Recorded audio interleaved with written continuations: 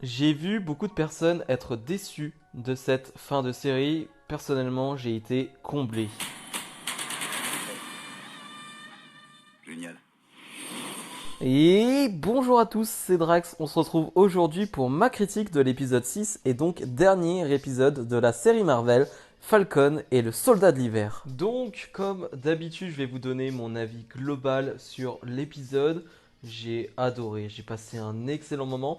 Il est un peu plus court que les derniers, je crois qu'il fait 50 minutes, quelque chose comme ça. Voilà, donc un peu plus court, mais c'est du plaisir, c'est du bonheur, c'est de l'action, mais pas que, mais ça j'y reviendrai. Voilà, vraiment un super épisode pour terminer une superbe série. Je le dis, comme d'hab, je vais oublier des choses forcément parce que je fais cette vidéo tout de suite après l'épisode et j'aime bien ne pas prendre de notes, j'aime bien être focus sur l'épisode et réagir par rapport au feeling, par rapport à mes sentiments. L'épisode qui va globalement se passer au même endroit, voilà, on va être sur la tour GMC. Donc on va être à côté, on va être aux alentours, vraiment ça va se passer dedans et aux alentours, donc à New York, et on va surtout être de nuit. Et ce qui change un peu avec la série, c'est que là on va avoir des combats de nuit, on va avoir les vols de Sam de nuit, et j'ai trouvé ça très joli, vraiment c'était très très beau. Et aussi forcément il faut en parler, on en parle direct comme ça c'est fait, le nouveau costume de Falcon, ou plutôt du nouveau Captain America. Bon, je m'étais fait un peu spoiler parce qu'il y avait des jouets qui avaient fuité et donc on voyait ce costume-là. Mais il rend parfaitement bien. Vraiment, il est magnifique. Ça lui donne vraiment un charisme supplémentaire. Vraiment, ça lui apporte vraiment quelque chose à ce nouveau Captain America. Et avec le bouclier, on va se rendre compte qu'il va faire des moves, qu'il va avoir des choses à faire avec ce bouclier, avec les ailes qui sont hyper impressionnants, qui sont hyper jolis visuellement aussi, pour se protéger, pour attaquer. Enfin bref, c'est vraiment un total package qui est vraiment très intéressant et qui est réussi. Parlons-en directement de cette Sharon Carter qui est officiellement Power Broker. On le sait, c'est dit, maintenant c'est clair et net, c'est Power Broker. On pouvait s'en douter par rapport aux événements de l'épisode passé, mais là on le sait, c'est clair, et elle va avoir un gros rôle dans cet épisode. Elle va même avoir une scène post-générique. Mais voilà, Sharon Carter qui a joué un double jeu, un triple jeu, et on sait toujours pas où se placer avec elle. Alors on la voit comme une méchante, clairement, clairement, mais voilà, c'est un peu bizarre parce que finalement elle va tuer Carly, hein. C'est elle qui va tuer Carly, Carly qui allait tuer Sam, en tout cas c'est ce qu'on pouvait imaginer. Mais voilà, elle va tuer Carly alors que finalement c'est elle qui leur a apporté Batroc, mais en fait elle a apporté Batroc pour plutôt les espionner. Donc voilà, elle joue toujours un double jeu, un triple jeu. Et parlons tout de suite de la scène post-générique, comme ça ce sera fait. Voilà, elle va appeler quelqu'un, elle va dire voilà, maintenant je suis en place, parce qu'elle va être remise en place dans les États-Unis. Maintenant elle a le droit d'être sur le territoire américain. Elle a repris cette place. Et voilà, tu sais pas trop, elle parle d'armes, elle parle de choses à faire potentiellement. Et est-ce que ça va, on va en parler sur d'autres séries? Est-ce que ça va être sur Secret Invasion? Est-ce que ça va être sur Armor Wars? Je sais pas trop. Voilà, je sais pas trop, mais dans tous les cas, cette Sharon qui, pour le coup, bon, on s'en fichait un peu avant cette série, et bah là, elle a un vrai personnage. Alors, il y a une vraie intrigue autour d'elle, et je trouve ça très intéressant. Quelque chose qui était très envisageable dans cet épisode, c'est-à-dire que c'était un épisode de rédemption. Alors, on a la rédemption de Bucky, Bucky qui va sauver des gens avec cette scène dans cette fourgonnette. Voilà, il va avec son bras de vibranium, il va réussir à sauver des gens. Il va être, voilà, les gens vont le voir en fait. Les gens vont voir ce personnage. Alors, je sais pas trop, je pense pas que les gens savent que c'est lui Winter Soldier. Alors, on a toujours ce petit truc, on sait pas trop. Mais en tout cas, il va être vraiment très bon dans cet épisode où il va vraiment sauver beaucoup de personnes. Il va se mettre contre les Flag Smashers. Il va avoir de bons combats lui aussi.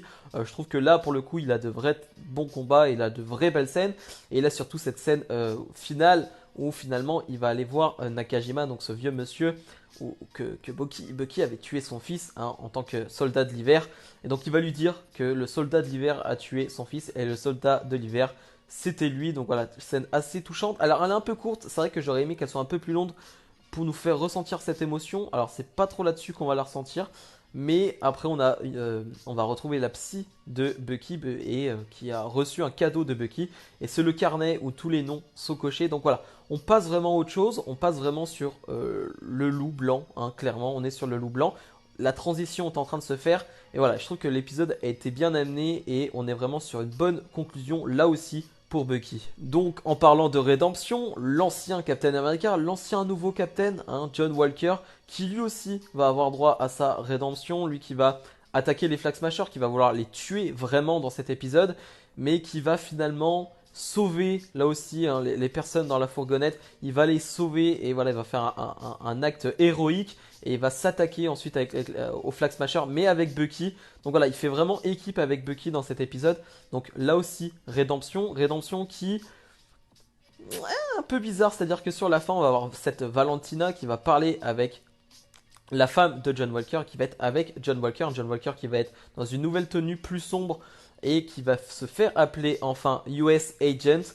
Donc voilà, on ne sait pas trop qu'est-ce qu'il va faire. On suppose qu'on va avoir possiblement les Thunderbolts, hein, cette équipe d'anti-héros avec possiblement Zemo qui est toujours au raft. Mais il est au raft, mais on se rend compte que Zemo, pour parler de Zemo, bah, il a une influence encore parce que son majordome va faire tuer tous les Flag Smashers qui restaient. C'est lui qui va le faire tuer. Je me suis posé la question de qui était ce vieux monsieur, je ne me rappelais plus. Mais c'est son majordome, hein, c'est le majordome de Zemo. Donc on sent encore que Zemo a de l'influence à l'extérieur. Il fait un peu tout ce qu'il veut. Donc voilà, je me dis, est-ce qu'il va y avoir un rapprochement entre Zemo, entre US Agent, entre Valentina? Voilà, on en saura plus dans le futur, mais là aussi ça m'intéresse énormément. Comme d'hab, petit aparté pour vous demander de vous abonner. Voilà, on a atteint les 30 abonnés, donc déjà merci à vous. Et je me dis que voilà, pendant un mois, va pas trop y avoir de vidéos. Loki est dans un mois. Je me dis que si on arrive à Loki avec 35 abonnés, ce serait très bien. Donc je compte sur vous. Comme je le disais, c'est un épisode avec beaucoup d'action,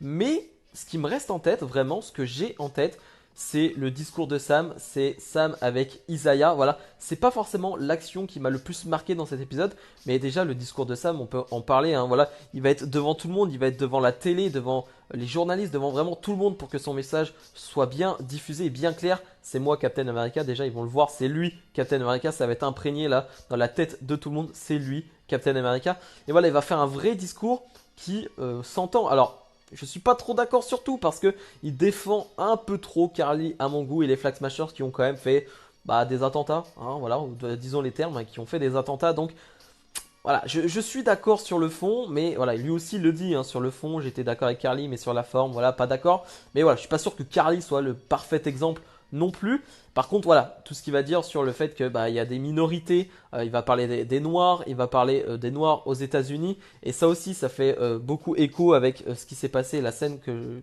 y a eu dans l'épisode précédent avec Isaiah qui parle de Captain America ne peut pas être noir, ce n'est pas possible. Et là, voilà, Isaiah qui va être devant son écran, qui va se rendre compte que si, c'est possible. Falcon qui devient Captain America, qui est un Captain America noir. Et voilà, je trouve que le message est beau, le discours est vraiment très beau. Et forcément, on a cette scène avec Isaiah, donc Falcon. Je vais avoir du mal, hein, je vais encore beaucoup l'appeler Falcon. Captain America, donc qui va aller voir Isaiah et qui va lui dire voilà, j'ai quelque chose pour toi. Et en fait, ils vont aller au musée de Captain. Là où voilà, il y a toutes les choses, toutes les références à Captain. Et en fait, il va y avoir une statue de Isaiah avec ce qu'a fait Isaiah.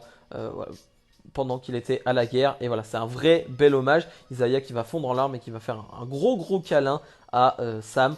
Donc voilà, je trouve que c'était une conclusion parfaite. Hein. J'ai parlé de bonnes conclusions pour Sam, de bonnes conclusions pour US Agent. Là, c'est une conclusion parfaite pour Sam et Isaiah. Vraiment, j'ai adoré. C'est le côté très émouvant, très...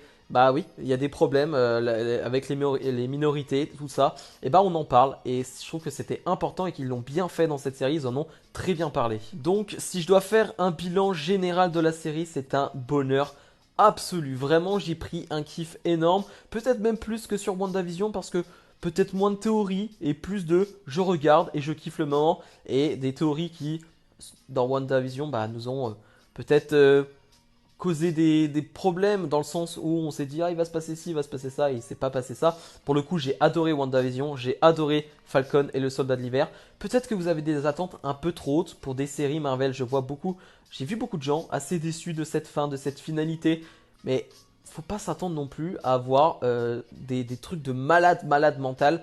Ce ne sont que des séries et je pense que ce sont les premières justement pour te mettre en place des choses. Et peut-être que dans le futur on aura du surprise. Et je trouve qu'on a déjà pas mal de surprises, mais des gros noms, ce genre de choses. Mais tranquille, ça reste une excellente série qui a été bien amenée de A à Z. Et je trouve que voilà, on est à 2 séries Marvel et les deux sont des réussites. tout simplement. Donc bref, si vous avez aimé cette vidéo, comme d'habitude, n'hésitez pas à mettre le petit pouce bleu et à vous abonner. Nous, on va se retrouver d'ici un mois pour la série Loki. J'ai hâte de voir la série Loki, mais là, on va avoir une pause d'un mois. Et ça fait mal, ça fait très mal. Bref, on se dit à dans un mois. Salut, salut.